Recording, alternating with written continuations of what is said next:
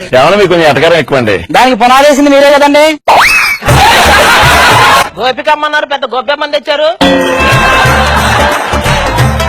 Buyer ఏం చేస్తుంటారా? ఖాళీగా ఉన్నప్పుడు మన వాళ్ళతో ఆడుకుంటుంటాడు. మా నాన్నకు పుట్టి నేను పెద్ద తప్పు చేశాను. నీ నాన్నకు పుట్టి నువ్వు తప్పు చేయలా, నీ నాన్న తప్పు చేస్తేనే నువ్వు పుట్టావు. ఏమండి పాలు తాగుతారా? థమ్సప్ తాగుతానే. థమ్సప్ దేనికండి? ఈ రోజు ఏదోటి అదరకొనదా. మా కంపెనీకి ఫ్రెష్ స్టూడెంట్ కావాలి, మినిమం 3 years ఎక్స్పీరియన్స్ ఉండాలి. స్టూడెంట్ ఫ్రెష్ గా ఉండాలా? 3 years ఎక్స్పీరియన్స్ కావాలా? నువ్వు చెప్పింది ఎలా ఉంది తెలుసా? పెళ్లి కూతురు ఫ్రెష్ గా ఉండాలి కానీ 3 నెలలు కడుపు ఉండాలంటే చెప్పావు. చూడండి, మనకంటే లేట్ గా పెళ్ళయింది. అప్పుడే ఓ సినిమా పోస్ట్ ప్రొడక్షన్ అయిపోయింది, ఇంకో సినిమా ప్రీ ప్రొడక్షన్ కి రెడీగా ఉంది. దానికి డిస్ట్రిబ్యూటర్లు ఎక్కువే, ఎవరో ఒకరు రిలీజ్ చేసి ఉంటారు. ఏమండి ఏంటండి అక్కడ పడుకున్నారు ఏంటండి?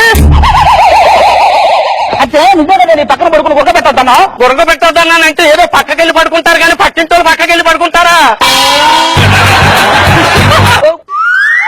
అది ఏంటి నిద్రపోతున్నావా?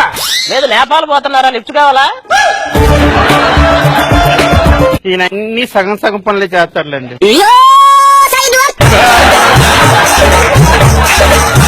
చెప్పవే, గదిలో పాలు సగమే తాగాడు, సగమే చేసి పెద్ద పెద్ద ప్రాజెక్టులే సగం చేసి ఆపేస్తున్నారు. నా సగం గురించి ఏం చెప్పారు?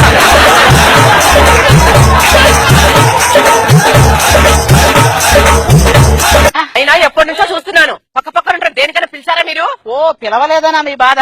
త్వరలో శివరాత్రి వస్తుంది, సతీ సమేతంగా మా ఇంటికి ఉపవాసానికి రండి.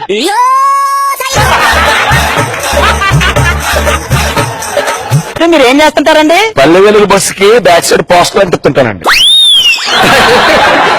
మీరేం చేస్తారు? ఆ పోస్టర్లు ప్రింట్ చేస్తుంటానండి. ఇది వేస్తారు మనకి.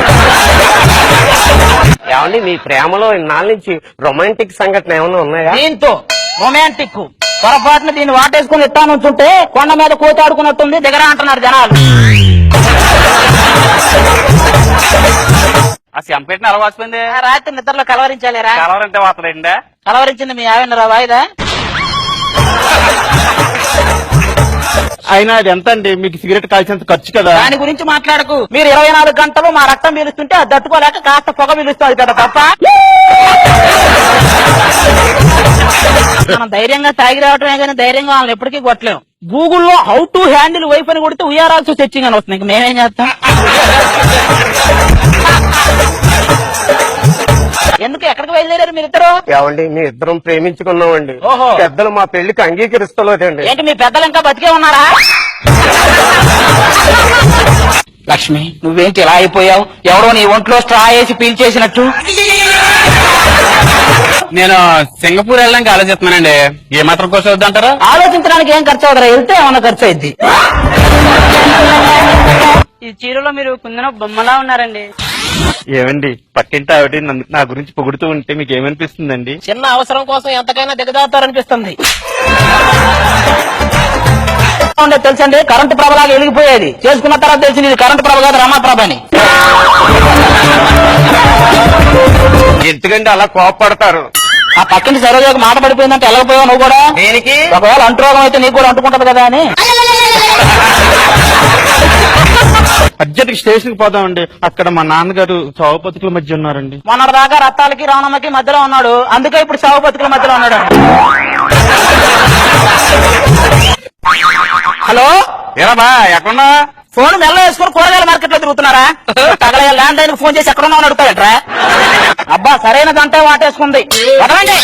ఇతర బింద సత్తు బింద మాట్లాడేసి ఎవరి దగ్గరకు వచ్చినట్టుంది. బద్ధశత్రువులు ఎవరైనా ఉన్నారండి? ఉన్నాడే, కోట నరసింహారావు అని. అదేంటండి, ఆయన మీ నాన్నగారు కదా, ఏం చేశారండి? మన పెళ్లి చేశాడు కదా. అసలు నీ గోల్ ఏంట్రా? ఏమీ లేదురా, గది నిండా డబ్బు ఉండాలరా. అయ్యో. గది నిండా ఏసీ ఉండాలి. ఆహా. నేను ఏం చేసినా ఎవరో ఏం అడగకూడదురా. ఏటీఎం లో సెక్యూరిటీ గార్డ్ గా జరిగివన్నీ ఉంటాయి. శోభనం అంటే ఏంటో తెలుసా అల్లుడు? తెలుసు మామ.